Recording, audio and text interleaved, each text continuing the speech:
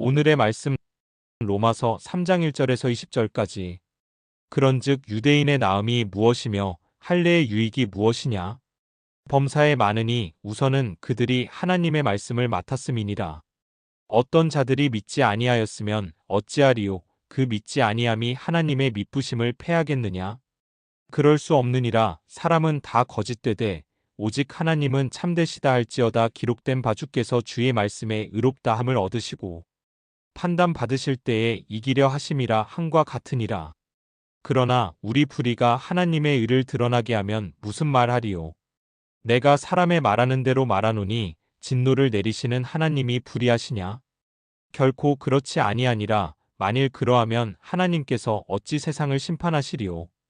그러나 나의 거짓말로 하나님의 참되심이 더 풍성하여 그의 영광이 되었다면 어찌 내가 죄인처럼 심판을 받으리요? 또는 그러면 선을 이루기 위하여 악을 행하자 하지 않겠느냐? 어떤 이들이 이렇게 비방하여 우리가 이런 말을 한다고 하니 그들은 정죄받는 것이 마땅하니라. 그러면 어떠하냐? 우리는 나으냐? 결코 아니라. 유대인이나 헬라인이나 다 죄 아래에 있다고 우리가 이미 선언하였느니라. 기록된 바 의인은 없나니 하나도 없으며 깨닫는 자도 없고 하나님을 찾는 자도 없고 다 치우쳐 함께 무익하게 되고 선을 행하는 자는 없나니 하나도 없도다. 그들의 목구멍은 열린 무덤이요 그 혀로는 속임을 일삼으며 그 입술에는 독사의 독이 있고 그 입에는 저주와 악독이 가득하고 그 발은 피 흘리는데 빠른지라.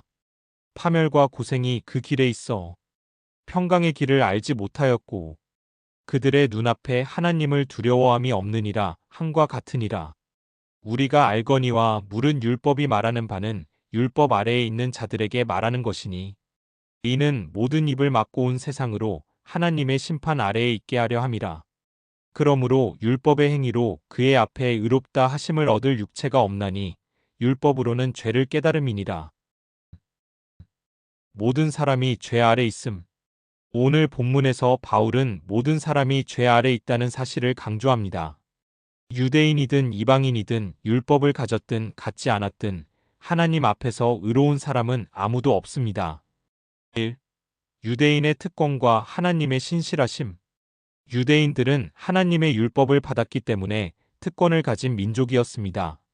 하지만 그들이 율법을 가졌다고 해서 자동으로 의로운 것은 아닙니다. 율법을 지키지 않는다면 오히려 심판을 받을 뿐입니다. 그리고 어떤 사람들은 이렇게 말할 수도 있습니다. 우리의 불의가 하나님의 의를 더욱 드러내는 것이라면 하나님께서 우리를 심판하는 것은 불공평한 것이 아닙니까? 하지만 바울은 단호하게 말합니다.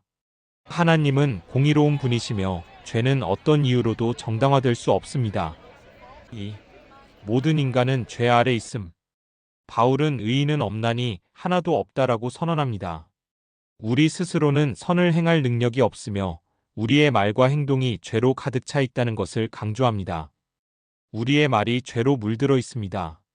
입에서는 저주와 독이 나오고 거짓말과 악한 말로 가득 차 있습니다. 우리의 행동이 죄를 향해 있습니다.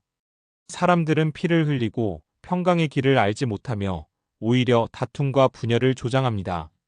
하나님을 경외하는 마음이 없습니다. 결국 모든 죄의 근원은 하나님을 두려워하지 않는 것에서 시작됩니다. 3. 율법의 역할. 율법은 사람을 의롭게 만들기 위한 것이 아니라 죄를 깨닫게 하기 위한 것입니다. 우리가 하나님의 법을 알면 알수록 자신이 얼마나 죄인인지를 더 깊이 깨닫게 됩니다.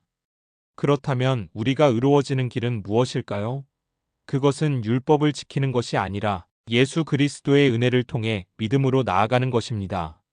오늘 말씀을 통해 우리는 스스로 의롭다고 착각하지 말고 하나님 앞에서 겸손히 회개하며 은혜를 구하는 자가 되어야 합니다.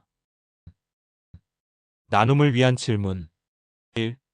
유대인들은 율법을 가졌다는 이유만으로 의롭다고 할 수 있나요? 왜 그렇습니까? 아닙니다. 율법을 가졌다고 해도 지키지 않으면 심판을 받습니다. 2. 바울은 왜 의인은 없나니 하나도 없다고 선언했을까요? 모든 사람이 죄를 범했으며 스스로 의로울 수 있는 사람은 아무도 없기 때문입니다. 3. 인간의 죄는 말과 행동에서 어떻게 나타난다고 했나요?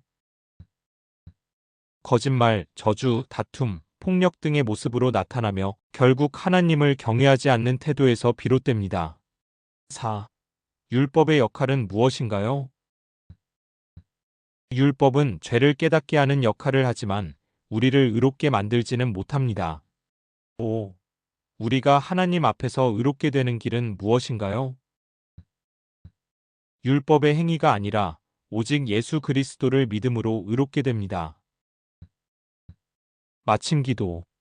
공의로우시며 자비로우신 하나님, 오늘 말씀을 통해 모든 사람이 죄 아래 있다는 사실을 깨닫게 하시니 감사합니다. 우리가 스스로 의롭다고 착각하지 않게 하시고 오직 하나님의 은혜를 의지하며 살아가게 하소서. 우리의 말과 행동이 죄로 물들어 있음을 고백합니다. 우리의 입술이 정결해지고 우리의 삶이 주님의 뜻에 합당하게 변화되도록 도와주옵소서. 율법으로는 우리가 구원받을 수 없음을 인정하고 예수 그리스도의 십자가 은혜만을 의지하게 하소서. 오늘도 우리의 삶을 다스리시고 하나님의 뜻을 따라 살도록 이끌어 주옵소서. 예수 그리스도의 이름으로 기도드립니다. 아멘.